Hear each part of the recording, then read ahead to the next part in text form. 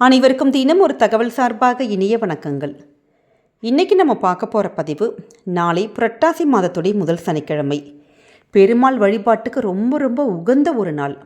இந்த நாளில் நம்முடைய குடும்பத்தில் நல்லபடியாக பொண்ணாக இருக்கட்டும் பொருளாக இருக்கட்டும் சேருவதற்கு நல்ல ஒரு யோக நிலை, கோடீஸ்வர யோகம் சொல்லுவாங்க பார்த்திங்களா, பணக்கார யோகம், இதெல்லாம் நமக்கும் நம்முடைய குடும்பத்தில் உள்ளவங்களுக்கும் வந்து சேரதற்கு நம்முடைய வீடுகளில் செய்யக்கூடிய ரொம்ப ரொம்ப ஒரு எளிமையான ஒரு வழிபாடு.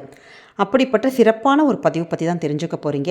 பதிவுக்குள்ளே போகிறதுக்கு முன்னாடி சேனலை சப்ஸ்கிரைப் பண்ணாமல் பார்த்துட்ருக்கோங்க, கண்டிப்பாக சப்ஸ்கிரைப் பண்ணிக்கோங்க. அப்போ தான் எங்களுடைய எல்லா நல்ல நல்ல பதிவுகளும் உங்களுக்கு உடனுக்குடனே வரும். இப்போ பதிவை பார்க்கலாம். புரட்டாசி மாதம் முதல் சனிக்கிழமையில் பல பேருடைய வீட்டில் பண்ணக்கூடிய முக்கியமான விஷயம் என்னான்னு கேட்டிங்கன்னா, தளிகை போடுறது. அதாவது அவங்க குடும்ப வழக்கப்படி என்ன சாப்பாடு பண்ண முடியுமோ அந்த சாப்பாடெல்லாம் படைச்சி பெருமாள் முன்னாடி வச்சு தளிகை போடுவாங்க. ஆனால் ஒரு சிலருக்கு அப்படி தளிகை போடுறதுனால என்னன்னு தெரியாது.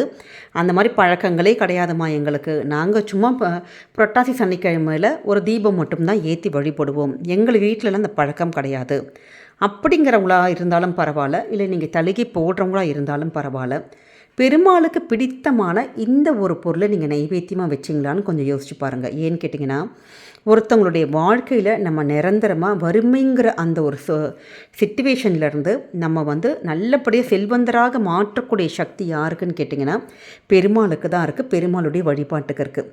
இது நம்ம எல்லாருக்குமே தெரிந்த ஒன்று தான். ஏன்னா கிருஷ்ணருடைய அவதாரத்தில் தன்னுடைய நண்பர் குசிலரை ஏழ்மை நிலைமையிலேருந்து பெரிய பணக்காரர் ஆக்கிய ஒரு பெருமை யாருக்குன்னு கேட்டிங்கன்னா நிச்சயம் நம்முடைய பெருமாளை தான் சேருங்க. பெருமாள் அப்படின்னு சொல்லிட்டாலே எல்லாருமே சொல்கிற விஷயம் பணக்கார சுவாமி தான். ஏன்னா பணக்காரர்கள் மட்டும்தான் பெருமாளை கும்பிட வேணுங்கிற ஒரு அர்த்தமே கிடையாது. எப்படிப்பட்ட வறுமையில் இருந்தாலும் பரவாயில்ல, பெருமாளை தொடர்ந்து உள்ளன்போட உண்மையான அன்போடு யார் ஒருத்தங்க பெருமாளை வணங்குகிறோமோ நிச்சயம் பெருமாள் அவங்க கூட நிற்பார். இதுதான் ஒரு உண்மையான ஒரு பக்தி, உண்மையான ஒரு அன்பு. ஏன்னா அவங்களுடைய நிலைமை ஃபஸ்ட்டு பார்க்குறதுக்கு நம்மளுடைய நிலைமை கொஞ்சம் கஷ்டமாக இருக்கிற மாதிரி இருக்கும். ஆனால் பெருமாளை நீங்கள் வழிபட ஆரம்பித்து பாருங்களேன், கொஞ்சம் கொஞ்சமாக அவங்களுடைய வாழ்க்கையில் பெரிய செல்வந்தர்கள் ஆவாங்கங்கிறதுக்கு ஒரு சின்ன ஒரு உதாரணம் இதுதான். ஏன்னா இந்த புரட்டாசி சனிக்கிழமையில் சுவாமிக்கு பிடித்தமான இந்த ஒரு பொருள் என்னன்னு கேட்டிங்கன்னா அவள். நீங்கள் இந்த மாதம் முழுவதுமே கூட நீங்கள் சுவாமிக்கு டெய்லி ஒவ்வொரு பிடி, நீங்கள் ரொம்ப பெருசாக செலவு பண்ண வேணாம், ஒரு 1/2 கிலோவோ 1/4 கிலோவோ வாங்கி ஒரு டப்பாவில் கொட்டி வச்சு சுவாமி ரூமில் நீங்கள் வச்சிட்டிங்கன்னு வச்சுக்கோங்களேன்.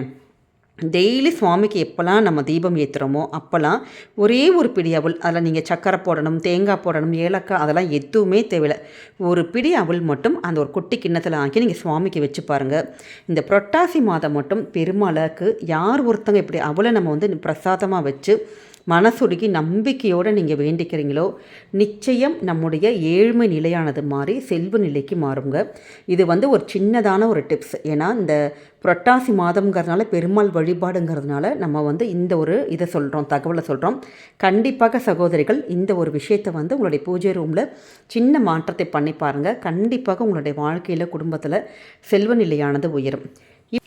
இதே மாதிரி பெருமாள் கிட்ட நம்முடைய வீட்டில் பொண்ணாக இருக்கட்டும் பொருளாக இருக்கட்டும் நல்லபடியாக சேரணும், நிறைய நல்ல அக்ஷய விருட்சமாக வளர்ந்துக்கிட்டே இருக்கிறதுக்காக நாம் செய்யக்கூடிய ஒரு எளிமையான வழிபாடு என்னன்னு கேட்டிங்கன்னா, நம்முடைய வீட்டில் இருக்கிற தங்க நகைகள் கண்டிப்பாக இருக்கும். உங்கள்கிட்ட நகையே ஒன்றுமே இல்லைம்மா அப்படின்னா சின்னதான ஒரு குண்டு மணியோ ஒரு மூக்குத்தியோ ஏதாவது இருக்கும்.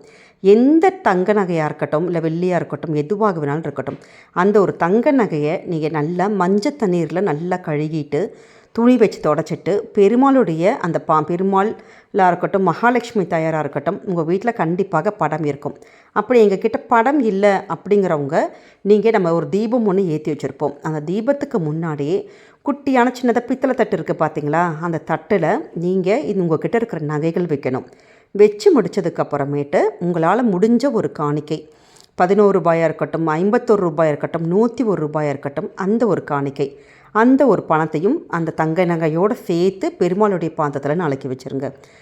இதோடு கூட நம்ம வைக்க வேண்டிய மிக முக்கியமான பொருட்கள் 3 ஏலக்காய், 3 பச்சை கற்பூரம்.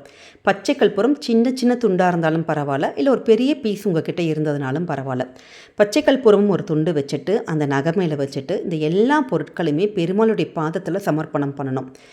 நம்ம எப்பயுமே பெருமாளுக்கு இது மாதிரி விசேஷ நாட்களில் நம்ம கற்பூர ஆரத்தி நம்ம எடுப்போம். ஆனால் நாளைக்கு பெருமாளுக்கு உகந்த சனிக்கிழமை, அந்த நாளில் நம்ம அது புரட்டாசி மாதத்தில் வந்திருக்கிறதுனால நாளைக்கு பச்சை கற்பூரத்தை வச்சு நம்ம கற்பூர ஆரத்தி நம்ம காமிக்கிறதுங்கிறது ரொம்ப ரொம்ப ஒரு விசேஷமான பலன்கள் கொடுக்கும். ஏன்னா பெருமாளுக்கு ரொம்ப ரொம்ப பிடித்ததே பச்சை கற்பூரத்தோட வாசமாக. அந்த வாசம் எந்த வீட்டில் நிரம்பி இருக்கோ அந்த இடத்துல பெருமாளும் மகாலட்சுமி தாயாரும் உட்காந்துக்குவாங்களாம்.